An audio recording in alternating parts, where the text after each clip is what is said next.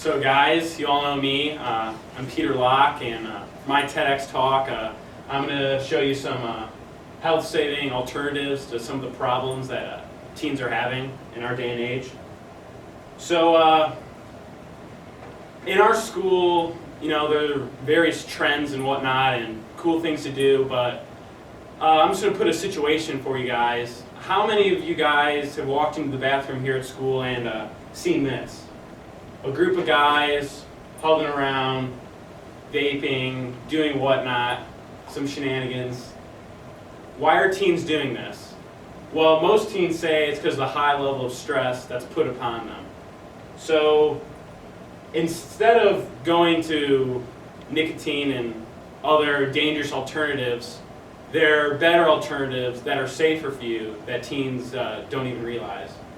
So first, let's talk about what really stresses teens. So 55% of teens said that homework, school, we all go to UD Jesuit.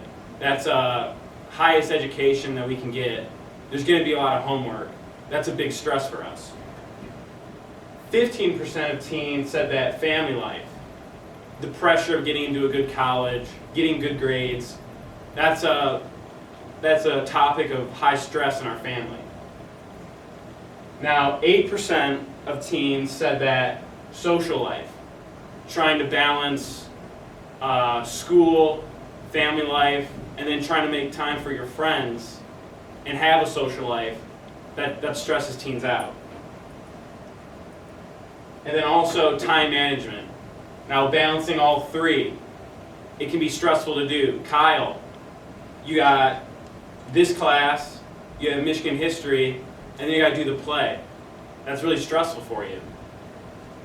But unlike you, Kyle, some teens, they go to dangerous products to relieve this stress. Now, as I said, why do teens use nicotine for stress? One is the social pressures. It's the cool thing to do, the trendy thing to do. This is what my friends are doing. Maybe I should do it too. But also, teens have a false misconception that nicotine relieves stress. Really, your brain is just craving the nicotine. So once the nicotine gets into your bloodstream and into your brain, there's a false sense of relief just because you're relieving the craving that you have. So really, nicotine, it just puts more stress on your brain because there's a constant need for nicotine once you have an addiction to it. So these are the products that we see day in and day out around school, parties, social events.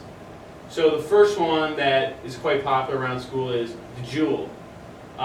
It's a 9 centimeter long, it's in 1.5 centimeters width, so it's very sleek and slim. It's very easy to hide and whatnot, and so it makes it easier for teens to use it in public forums. And one Juul pod, which you can see is these, they come in all different flavors, and one Juul pod equals 1 pack of cigarettes a day.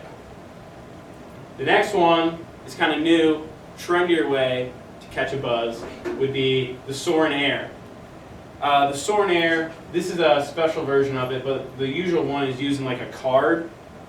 And what's different about it is you can put any type of e-juice in it, and really most teens don't realize that what they're putting in it, so it could have dangerous ingredients and whatnot. And then this is the classic, just the classic vape. So some of the type of ingredients in the vape's e-juice is propylene glycol, vegetable glycerin, and pretty much as much nicotine as you could want. So there's a wide variety of ways that teens use these. And then the dangers of using nicotine. So mentally, you start to rely on nicotine and kids become dependent on it. So instead of being social and whatnot, they isolate themselves and just Juul and soar all they want. So it can distract you from everyday life, like school.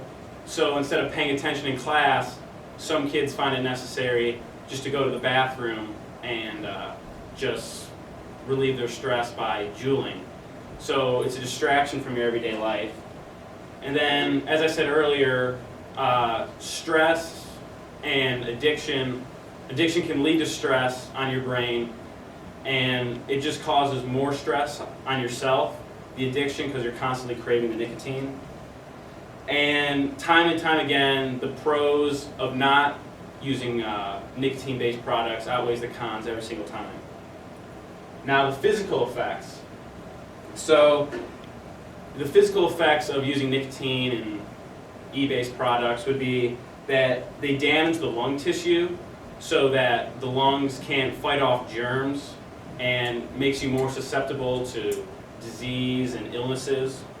And then also they kill the cells so they can't replicate, and eventually those cells, they just die off, so you're just losing lung cells. And then also it can lead to popcorn lung, which popcorn lung scars tiny air sacs in your lungs, causing the airways to thicken, which causes wheezing, and it's very similar to COPD, which can be a fatal disease. And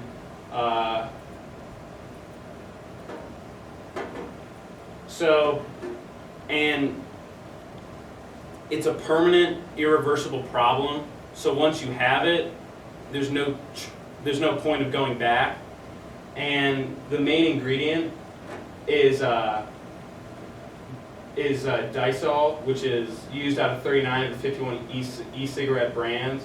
So if you're juuling, if you're vaping, more likely or not, you're putting this, you're harming yourself and making it more easier to get popcorn lung.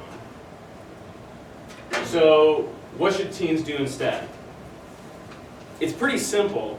The alternatives are very easy. We talk about it all the time in school, all our counseling events, breathing. You know, we had that presentation, just mindfulness. Just slowing yourself down, relaxing yourself, that relieves stress. There isn't any need to juul or whatnot. And then visualize. We talk about that a lot. It's just visualizing yourself in a good place, closing your eyes, slowing yourself down. This can help relieve stress as well. And then exercise. You know, exercise is a big stress EUD, iron cubs, cub power. You can work out at any time during the week. And when you exercise, your body releases chemicals that naturally relieve stress. And then, this is an important one, is just talking about it, you know. If you have a problem, just talking about it with someone else. And you don't need to go through your problems by yourself. There's always someone there to talk to. So, and then what can teens do to help? So, if you have a friend, address the issue with them, you know. Talk to them about some of the dangers that they don't see that they have. Also, stay 100% nicotine free. Addiction to nicotine can lead to addiction in different stuff like alcohol and drugs, and that'll just cause more problems down the road for yourself. So it's just about bettering yourself, and it's not worth it. We saw last year, you know, one of our student senate officers got kicked out of the race because of an incident with nicotine, and that probably, you know, that hurt his entire senior year. And I know he could take it back if he would take it back if he could. So it's really just not worth it. In conclusion, help yourself, help your friends. Stick with the healthier alternatives, not the cool alternatives. So, thank you.